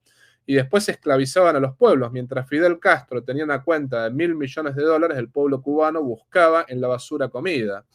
Entonces, no vengamos con hipocresía, no vamos a ser sinceros acá. O sea, yo no soy políticamente correcto. Pío XI condenó el comunismo y dijo que era la vergüenza de nuestro tiempo, y lo hizo en la Divina Redentoris, como también lo hizo Pío XII y como también lo hizo el Papa Juan Pablo II, condenando la teología de la liberación en Libertates Nuncios y en también Libertates Conscientia, que la formuló el entonces cardenal Ratzinger, pero las aprobó el Papa, ¿no? Entonces, no, yo no digo que Milei sea el salvador de la Argentina, yo no lo digo eso. Me parece que Milei es el, digamos, menos malo, si uno quiere llamarlo de alguna manera. Es malo, pero no es tan malo como los Kirchner, eso es lo que yo pienso. Y bueno, Milei, ojalá que algún día se pueda poner un político santo, ojalá que se pueda poner un político, ojalá tengamos a San Luis Rey de Francia, pero por el momento era lo que había. Los Kirchner no era una opción. Bueno, Milei era lo que había. Ojalá que el día de mañana haya alguien mejor que Milei, ¿no? Pero aquel que realmente apoya a los Kirchner, yo lo que les voy a decir es, sáquense la venda de los ojos, porque 55% de pobreza, ¿eso qué es? Eso, digamos, la culpa la tiene Milei de eso. O sea, 18 años gobernó el kirchnerismo, en total 12 años entre Cristina y Néstor, y después, bueno, 16 años gobernaron los kirchneristas, y 28 años gobernó el peronismo. O sea, el peronismo en total de los 40 años de democracia, 28 fue el peronismo. ¿Me van a decir que el país está destruido simplemente por un año de Milei? Eso es no ver la realidad, como se dice en filosofía, no chocarse con el actus essendi, ¿no? Esa es la realidad, ¿no?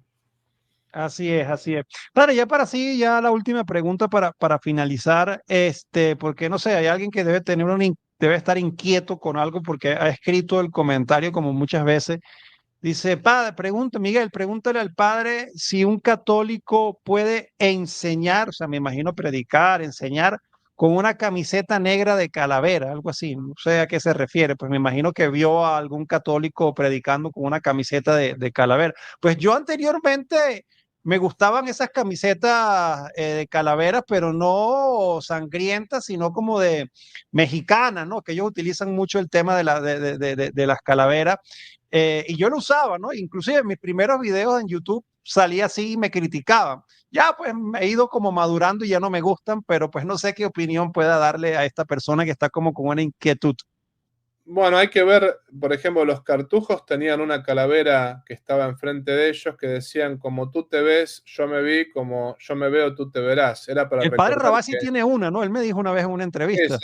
la calavera se puede usar como signo de que nos vamos a morir y que tenemos que estar en gracia. Ahora, si la calavera es algo demoníaco, es el problema. Hay que ver Claro. hay que ver qué significa, no tanto la calavera en sí, sino cuál es el significado de esa calavera. Porque, por ejemplo, los mexicanos tienen la Santa Muerte, pero la Santa Claro. Muerte es un demonio, es un culto supersticioso y sobre todo es el culto de los narcotraficantes y de los carteles. La Santa Muerte no. Pero si es una calavera tipo de los cartujos, bueno, ahí sí, ¿no? Habría que averiguar qué tipo de calavera es esa y qué tipo de mensaje se está dando, ¿no? Si es un mensaje cristiano para recordar la buena muerte, que tenemos que morir en gracia, perfecto. Si es un mensaje demoníaco, ahí ya no. Dice la persona que es disfrazado de calavera. Disfrazado de calavera. Lo mismo, el criterio es el mismo. Yo me puedo disfrazar de calavera, por ejemplo, para un evento religioso. Eso pasa en Italia, cuando, por ejemplo, se recuerda el Día de Todos los Difuntos, ¿no? Hay veces que hay una procesión y hay gente con, por ejemplo, capuchas de calavera. ¿Cuál es el significado en ese pueblito? Es para recordarle a la gente, algún día nos vamos a morir. Tenemos que estar confesados, tenemos que estar en gracia. Ahora, es muy distinta la calavera, por ejemplo, de Halloween, ¿no? Que ya es muy distinta, ¿no? O, por ejemplo, es muy distinta la calavera de los satanistas, que lo que es signo del demonio, signo demoníaco. Entonces, el criterio es la simbología que tiene la calavera, o sea, ¿cuál es la simbología? Porque puede significar algo católico, cristiano, como la Santa Muerte en el sentido de morir en gracia, o puede significar el culto al diablo. Entonces habría que ver en qué sentido está ese disfraz o esa calavera por ejemplo, de la polera, ¿no? Que hablaban recién. Así es, padre. Muchísimas gracias y de verdad que pues esta conversación como todas han sido de verdad de gran bendición. Estoy pues invito también a todas las personas para que también empiecen el curso con el padre Tomás de apologética. Padre, ¿a qué hora lo va a hacer para que la gente esté pendiente? En principio tengo intención de hacerlo todos los viernes, pero si se suscriben a mi canal ahí en YouTube, que es el canal FR Tomás Veroch con la cuenta verificada y estoy celebrando la misa con una casulla blanca, ahí les aparece la notificación 12 horas antes, ¿no? En Ok, principio va a ser los viernes a las 9:30 de la noche, de horario de Atlanta, Georgia, Estados Unidos. Y voy a hacer, así como hice unas 10 clases sobre la Inquisición, la idea es hacer unas 10 clases de apologética y nos vamos a basar en el libro del verdadero teólogo responde, o sea, vamos a basarnos en el libro ¿Dónde dice la Biblia en el qué? verdadero. El verdadero, sí, el original, ¿no? No el pseudo, sino el original. Y me parece que ese libro también yo se los recomiendo, está en PDF en Google, se llama ¿Dónde dice la Biblia qué? Miguel Ángel Fuentes. Es uno de los mejores libros de apologética que hay, aunque no niego que haya otros, como el que recomienda Miguel, o como el que recomienda Santi Sí. también, pero sin embargo, todos esos libros. También, por ejemplo, un libro muy bueno de apologética que yo lo voy a combinar con estas clases es el libro de La crítica a la sola escritura de Juan Carlos Monedero. Ese libro está muy bueno también, es un poquito profundo, digamos, pero sin embargo también lo recomiendo. Respondo brevemente, Miguel, a la persona que me decía, usted habla desde los Estados Unidos, ¿no? Ajá, es la misma Es la persona que estaba misma. hablando de Milei. Eh, yo creo que vale la pena responder eso porque, primero, es cierto que yo estoy en los Estados Unidos, pero al mismo tiempo tengo familiares en Argentina. Tengo mi mamá en Argentina, por ejemplo. Y ustedes no tienen ni idea lo que sufre una persona cuando ve sufrir a los familiares, ¿no? Yo les digo, en Me lo tiempo digan de a mí que tengo a mis padres en Venezuela también. Exactamente, ustedes no comprenden a la persona que está fuera del país, porque está bien, yo puedo estar sin problemas económicos, que no necesariamente es así, porque estar en Estados Unidos no quiere decir que uno no tenga problemas económicos, pero bueno, no voy a hablar de ese tema. Lo que quiero decir es, ¿estoy en un país del primer mundo? Sí, pero por ejemplo, cuando yo viví el tiempo del kirchnerismo desde Estados Unidos, yo tenía muchos familiares súper desesperados que nunca me pedían nada, pero me empezaron a pedir ayuda económica porque estaban realmente desesperados, que no tenían trabajo, que esto y lo otro. Yo creo que en tiempo de kirchnerismo fue el tiempo que más dinero tuve que mandar para la Argentina, por ejemplo. Entonces, justamente eso nos afecta a nosotros los argentinos que estamos afuera.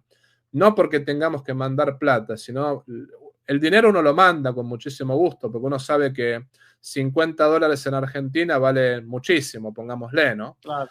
Pero a uno lo que le duele es ver a los familiares que no tienen estabilidad, que no tienen seguridad, que realmente, inclusive que no pueden practicar su fe católica porque son perseguidos, por ejemplo, que tienen que hacer homeschooling, porque en la escuela les enseñan la ideología del género y les enseñan la ESI, ¿no?